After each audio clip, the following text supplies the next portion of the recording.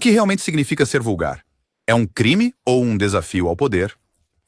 No antigo Hollywood, algumas atrizes quebraram tabus com cada curva, sorriso e linha de diálogo, ganhando rótulos destinados a envergonhar, mas que, em vez disso, acenderam lendas. Essas 20 mulheres não apenas ultrapassaram limites, elas os reescreveram. Fique por perto, porque a número 11 ainda choca os sensores até hoje. Vamos mergulhar nos ícones mais ousados que ousaram ser demais para sua época. Mamie Van Doren. Imagine um drive-in dos anos 50 sob as estrelas. Motores ligados, refrigerantes borbulhando, e lá está ela, Mamie Van Doren, vibrando e rolando em uma juventude indomada. O filme era uma mistura de gangues de correntes, rebeldia e desejo adolescente. Os críticos descartaram como bobagem piegas, mas enfatizaram uma palavra mais alta que todas: vulgar. A Universal Studios moldou Mamie como um híbrido de Monroe e Mansfield e disse a ela: mostre as curvas sempre que puder. Ela cumpriu, frequentemente vestindo suéteres tão apertados que pareciam costurados com escândalo. Grupos religiosos alertaram os adolescentes de que seus filmes glamorizavam o pecado e a delinquência, mas fora das telas, Mamie era o oposto de sua imagem.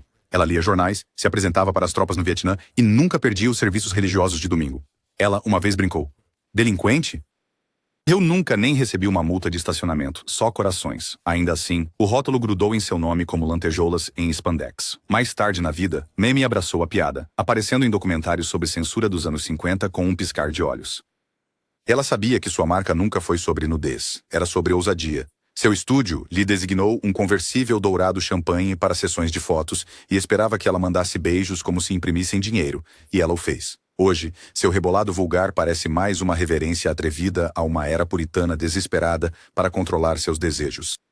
Mamie provou que você podia usar roupas apertadas, contar piadas atrevidas e ainda ser a pessoa mais inteligente na sala se ousasse conduzir a história em vez de ser conduzida por ela. Marlene Dietrich. Quando Marlene Dietrich apareceu nas telas americanas no início da década de 1930, ela não estava apenas cruzando o Atlântico, estava cruzando linhas de gênero, fronteiras morais e as zonas de conforto frágeis dos sensores de Hollywood. Em Marrocos, ela usou um smoking, beijou uma mulher nos lábios e tirou o chapéu para uma plateia atônita. Esse gesto deixou os sensores estaduais em caos. Em Shanghai Express, ela usou vestidos com mangas de gorila e entregou falas cheias de insinuações. Críticos protestaram, jornais a chamaram de vulgar, a Legião Católica da Decência a rotulou de imoral. E Dietrich, ela simplesmente acendeu outro cigarro e disse: roupas não têm sexo. Ela nunca buscou respeitabilidade. Em jantares, servia caviar com salsichas alemãs. Ela se apresentou em trincheiras durante a Segunda Guerra Mundial, usando seus ternos característicos, enquanto os soldados se agarravam a cada palavra. Ela borrava todas as linhas que tentavam traçar para ela. Seu estilo não era apenas sexual, era subversivo. A vulgaridade para ela era uma arma, e quando tentaram usá-la contra ela, ela a tornou glamurosa. Ela transformou o que Hollywood considerava indecente em elegância. Dietrich nunca implorou para ser aceita. Ela forçou o mundo a acompanhá-la. No final, a mulher que uma vez foi rotulada como vulgar tornou-se uma lenda não apesar do escândalo, mas porque dançou através dele com saltos que ninguém mais ousou usar. Betty Page. Franja cortada como rebeldia, um biquíni de estampa de leopardo e um sorriso que confundiu uma geração. Betty Page não era apenas uma pin-up, ela era uma bomba atômica em um conjunto de suéter. Nos anos 1950, quando a modéstia dominava calendários e moral, Betty pousou em renda, couro e correntes. A imprensa a chamou de vulgar. O Senado dos Estados Unidos a chamou de perigosa. Em 1957, um comitê exibiu seus curtas-metragens com tema de bondade durante uma audiência sobre obscenidade, e de repente, essa alegre garota sulista com um chicote se tornou um escândalo nacional. Mas Betty não via dessa forma. Ela disse que estava apenas modelando, seguindo instruções, fazendo um trabalho.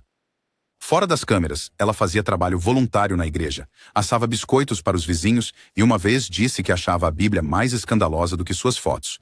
Sua dualidade confundia o público. Como alguém tão gentil, tão comum, podia usar meias arrastão e rir enquanto fazia isso. Depois de desaparecer na vida religiosa e sofrer crises de saúde mental, ela ressurgiu nos anos 90 como um ícone cult. Agora, os fãs a chamam de empoderadora. Lojas vintage vendem seu sorriso em canecas de café. Seu legado? Que a vulgaridade é muitas vezes uma sombra, projetada pela incompreensão. Betty Page não era uma ameaça. Ela era um espelho, refletindo nossos medos sobre liberdade, prazer e o poder de uma mulher que podia sorrir diante do julgamento e ainda parecer divina. Jean Harlow. Jean Harlow não entrou na tela. Ela cintilou. A MGM garantiu isso. Eles descoloriram seu cabelo para um platinado tão ofuscante que parecia radioativo sob as luzes do estúdio. Depois, a envolveram em vestidos de seda e disseram para ela ser irresistível. Ela obedeceu. Em Red-Headed Woman, ela seduz um chefe casado, dá um soco na esposa dele e se tranca para uma noite de escândalo. Tudo com um brilho nos olhos. Os críticos gritaram. A Newsweek a chamou de a garota que fez o pecado brilhar. Seu jeito de falar cheio de gírias, com otários e grandões, gerou protestos. Isso não era como as mulheres deveriam falar, mas Harlow não estava interessada em ser educada. Ela ria quando a chamavam de vulgar, dizendo: "Ontem me chamaram de pior." Ela conhecia o poder da contradição. Na tela, ela era perigosa. Fora da tela, ela era gentil, fazendo piadas e chegando cedo ao set com café na mão. Suas escapadas em boates faziam manchetes, mas os colegas de elenco a adoravam. Ela confundia as pessoas porque ousava ser tanto gentil quanto carnal, suave e escandalosa. Quando ela morreu tragicamente aos 26 anos, essa contradição ficou congelada no tempo. Jean Harlow não era vulgar. Ela estava apenas à frente de seu tempo, e o mundo nunca a alcançou completamente.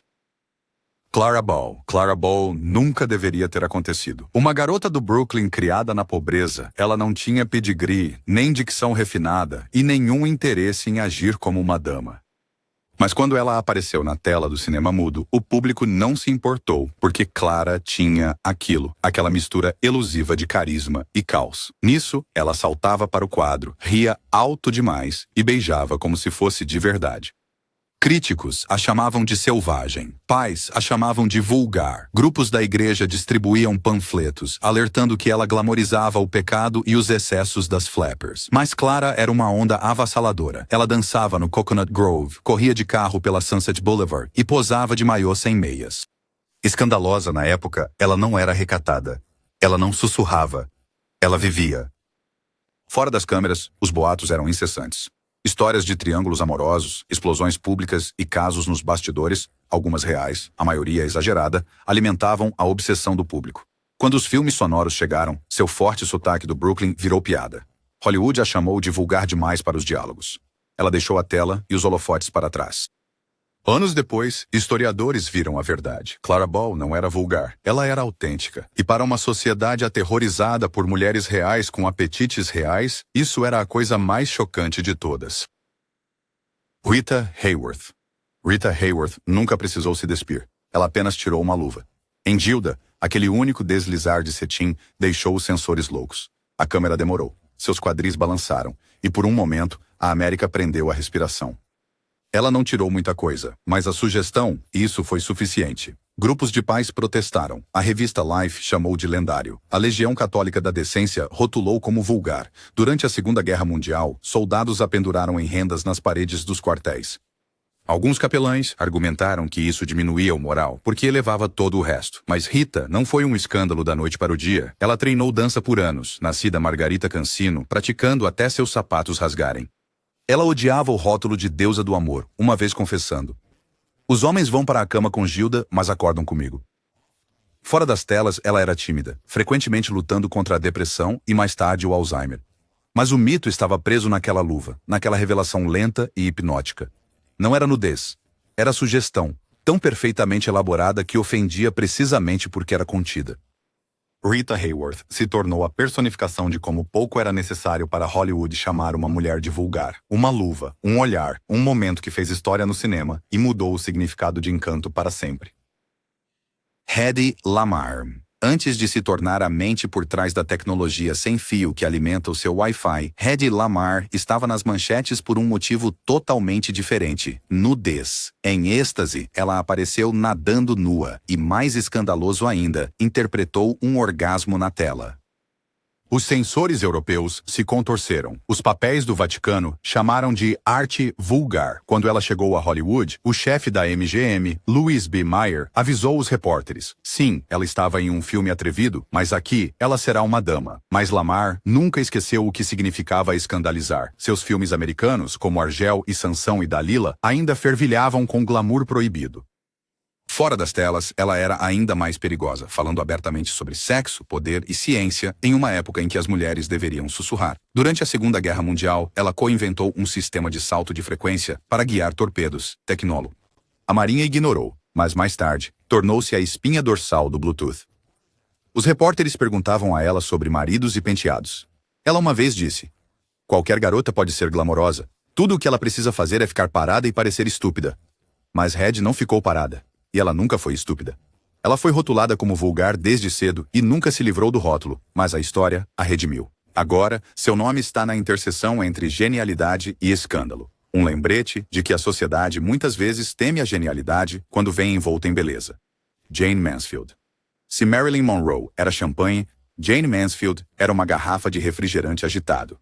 Doce, explosiva e impossível de ignorar. Ela não apenas flertou com a linha da decência, ela a atravessou completamente. Em um jantar de gala em Hollywood, ela acidentalmente saiu do seu vestido decotado e os flashes nunca pararam. Os tabloides a apelidaram de rainha dos acidentes de guarda-roupa, embora o termo naquela época fosse muito mais brutal, vulgar. No filme The Girl Can't Help It, garrafas de leite explodiam ao ver suas curvas. Sutileza não fazia parte do roteiro. A Grã-Bretanha baniu seu número de cabaré e a Legião Católica da Decência entrou em modo de crise quando ela estrelou Promises, Promises, o primeiro filme de Hollywood com uma grande estrela nua. Jayne não se importava. Ela viajava com uma banheira em forma de coração e um chihuahua chamado Galina Houdini. Sob o holofote rosa, no entanto, havia um cérebro que lia filosofia e falava 5 idiomas. Repórteres que esperavam uma loira burra encontraram Sócrates com um toque de apelo sexual. Mas Hollywood nunca a perdoou por ser inteligente e carnal ao mesmo tempo. Mantiveram o rótulo vulgar colado ao seu nome. Quando ela morreu em um terrível acidente de carro aos 34 anos, as manchetes focaram nas curvas, não na mulher. Mas para aqueles que sabiam melhor, Mansfield foi a primeira a provar que uma mulher considerada vulgar também podia ser a mais inteligente da sala. Marilyn Monroe. Marilyn Monroe era um paradoxo vestido de cetim. Para milhões, ela era a inocência mergulhada em sedução. Mas por trás de cada vestido cintilante, havia uma mulher em guerra com a palavra vulgar. Em 1951, ela usou um vestido de lame dourado tão apertado que teve que ser levantada para sentar na cadeira. Críticos chamaram de barato. O colunista Earl Wilson a rotulou de indecente. Ela respondeu posando em um saco de batatas, perguntando com ironia: "Isto é mais apropriado?" Em Niagara, sua caminhada em câmera lenta, apenas uma caminhada, quase foi censurada por ser muito sugestiva. Enquanto mais quente melhor, vestidos com miçangas aderiam como uma segunda pele, provocando protestos. Fora das câmeras, ela estudava Dostoiévski, participava de workshops de atuação e buscava desesperadamente papéis com profundidade.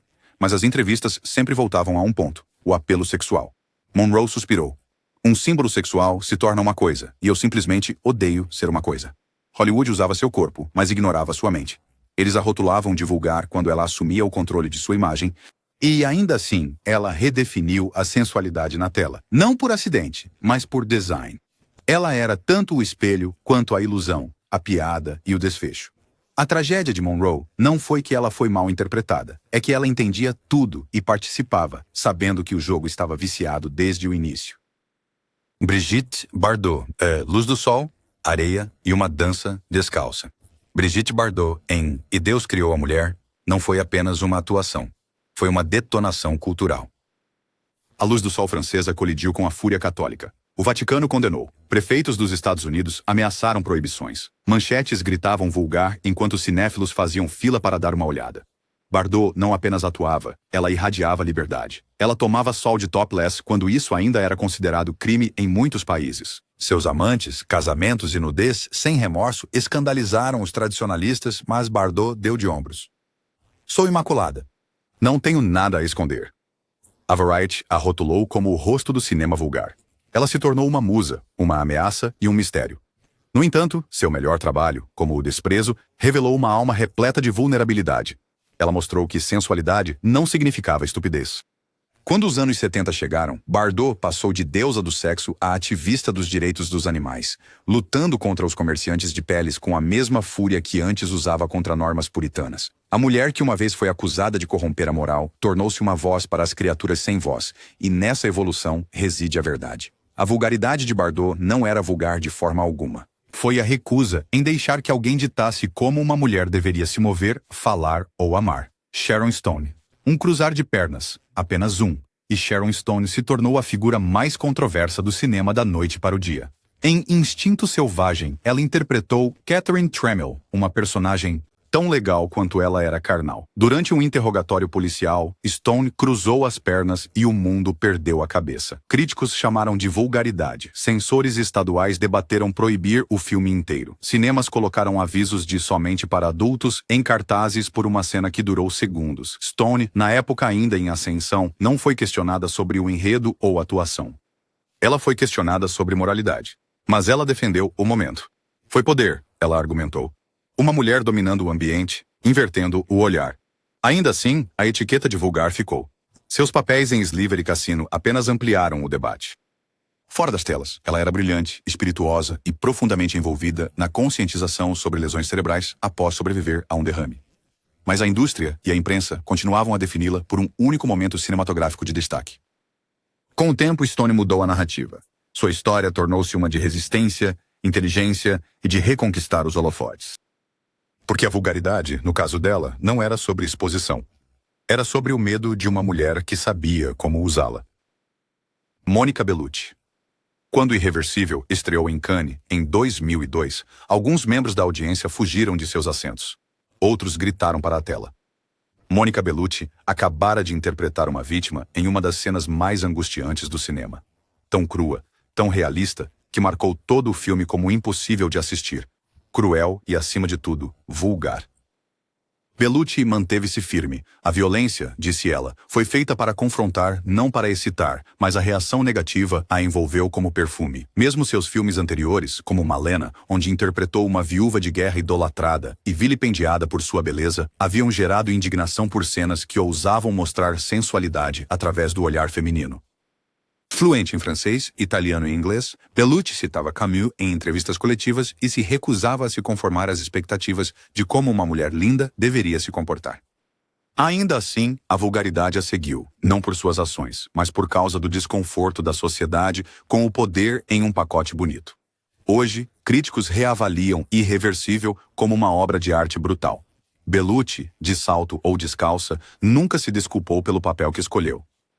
Ela forçou o público a confrontar seu desconforto, e ao fazer isso, provou que às vezes a vulgaridade é apenas uma honestidade para a qual o mundo não está preparado.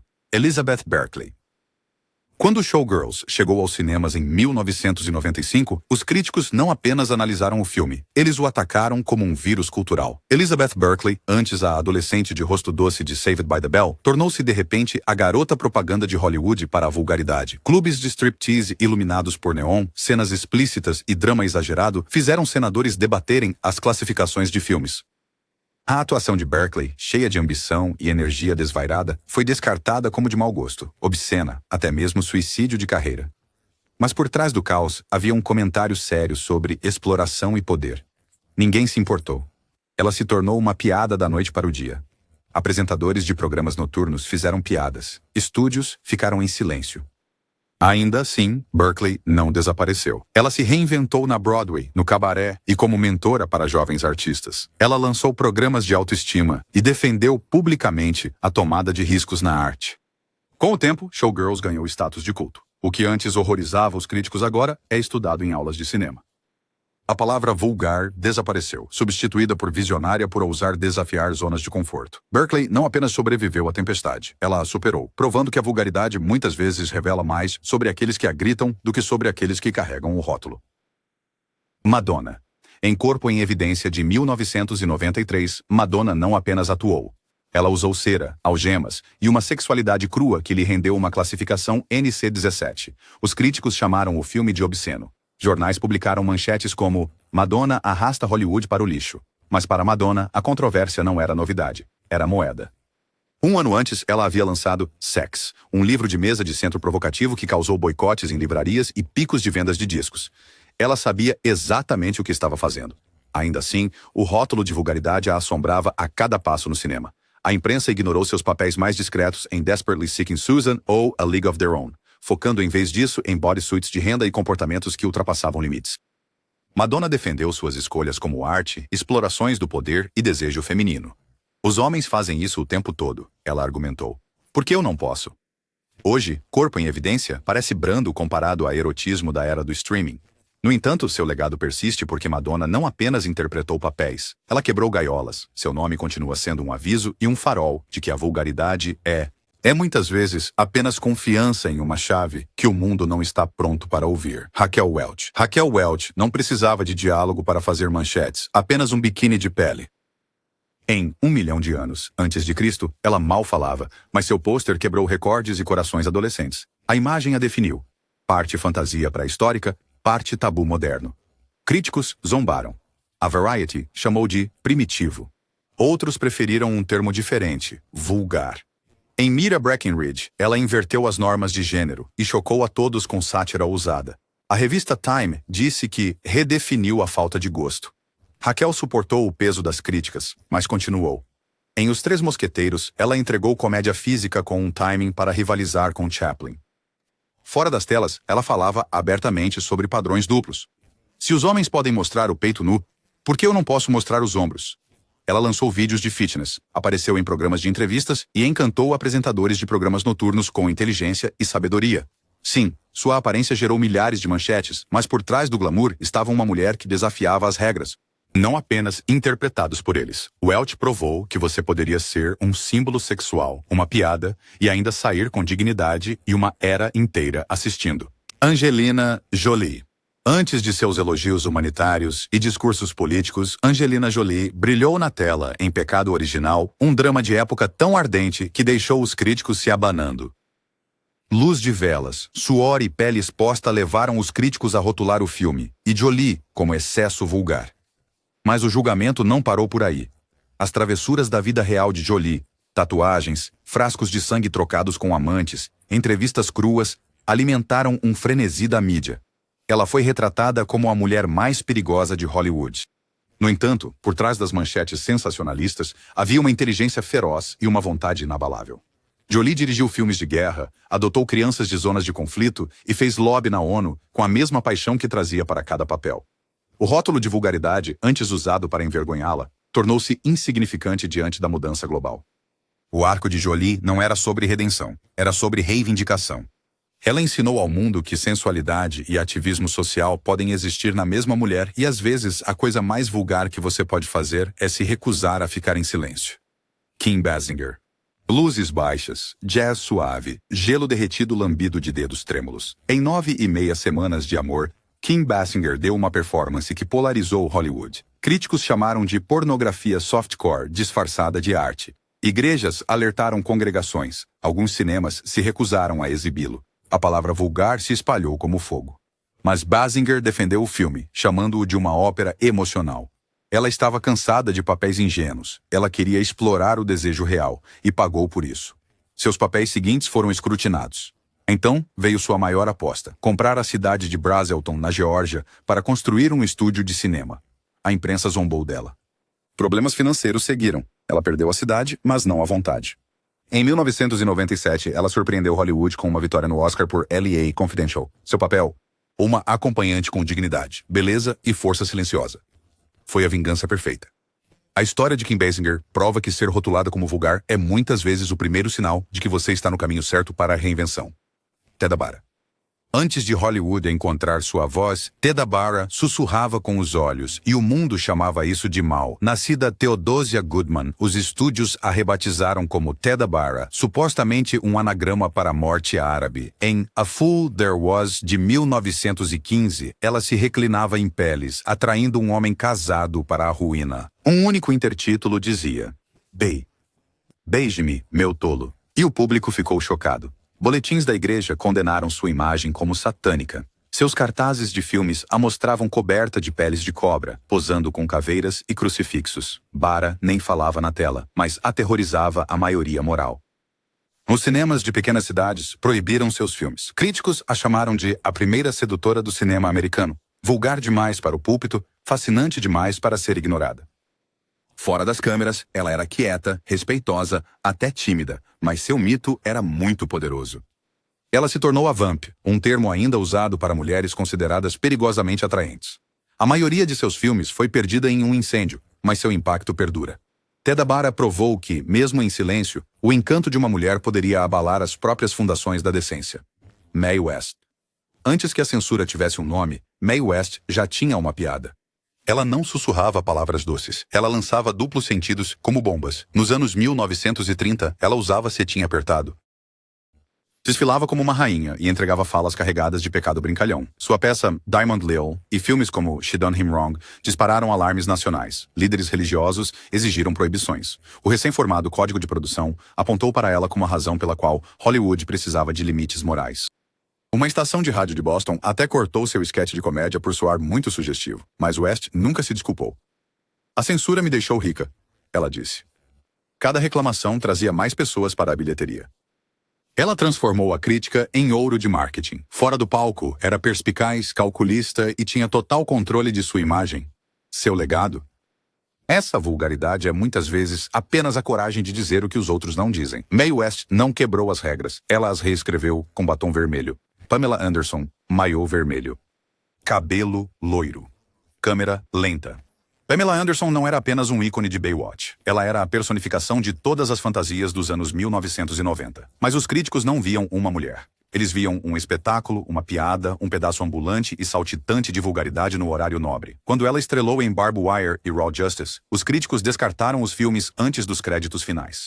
E ainda assim, Anderson não se contentou em ser reduzida. Fora das telas, ela fez campanha pelos direitos dos animais, discursou em órgãos legislativos e revelou seus traumas de infância e a manipulação da mídia em memórias posteriores. Ainda assim, a imprensa se apegou a biquínis e escândalos. A vulgaridade, ao que parecia, era sua sentença, mas Pamela a reivindicou. Ela usou os holofotes para falar por causas, não apenas curvas. Ela provou que a beleza, mesmo quando monetizada, não apaga a profundidade. Sua história é um aviso e um grito de guerra, de que quando uma mulher controla sua própria imagem, o mundo pode chamá-la de vulgar, mas a história pode chamá-la de algo completamente diferente, destemida. De vampiras silenciosas a sereias envoltas em escândalos, essas mulheres não eram vulgares, elas eram revolucionárias. Cada uma desafiou as regras de beleza, fala e poder. E cada suspiro, protesto e corte da censura só as tornaram mais inesquecíveis. Porque em Hollywood, às vezes a palavra mais alta para a liberdade é vulg